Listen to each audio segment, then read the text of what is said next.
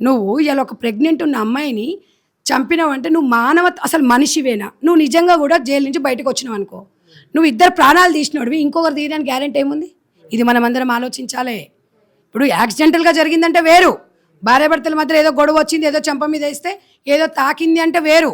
Plan చేసుకొని ఒక గర్భిణి 4 నెలల కడుపుతో ఉన్న భార్యను చంపిండంటే వాడు ఇంకో పిల్లాన్ని ఏం చేస్తాడు? తల్లిని కూడా చంపొచ్చు రేపు. ఒక్కటే ఇవాళ ఒప్పుకుంటే కదా నాన్న, అందరూ డిపార్ట్మెంట్లో చెప్పిండు కదా వరకట్నం గురించి అని.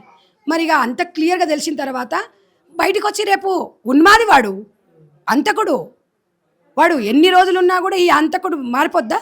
పేరైతే మారదు కదా.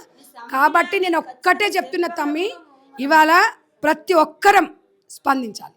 ఇలాంటి పునరావృతం కాకుండా అమ్మాయిని స్ట్రాంగ్గా ఉండాలి. అమ్మాయి స్ట్రాంగ్గా ఉన్నా కూడా ఈరోజు ఇక్కడ సిచ్యువేషన్ జరిగింది అంటే దీన్ని బట్టి చూడండి అసలు మన దేశంలో ఉన్న చట్టాలు ఏ రకంగా ఉన్నాయి అనేది. ఈ చట్టాలు అనేది చెప్పుకోవడానికే ఉన్నాయి, ఇంప్లిమెంటేషన్ లేవు. మరి దీనికంటూ కేంద్ర రాష్ట్ర ప్రభుత్వాలు చట్టాలలో మార్పులు తీసుకురావాలి. ఎందుకంటే తీసుకురాకపోతే అలా ఇక్కడ జరిగింది రేపు మన ఇంట్లో జరగవచ్చు, రేపు ఇంకొకరి ఇంట్లో జరగవచ్చు. ఎవరు బాధలు కదా, అందరం కలిసి ఇవాళ మనం ఏ రకంగా అయితే మనము మాట్లాడుకుంటున్నామో అది మనం అందరం చర్చించుకోవాల్సిన అవసరము.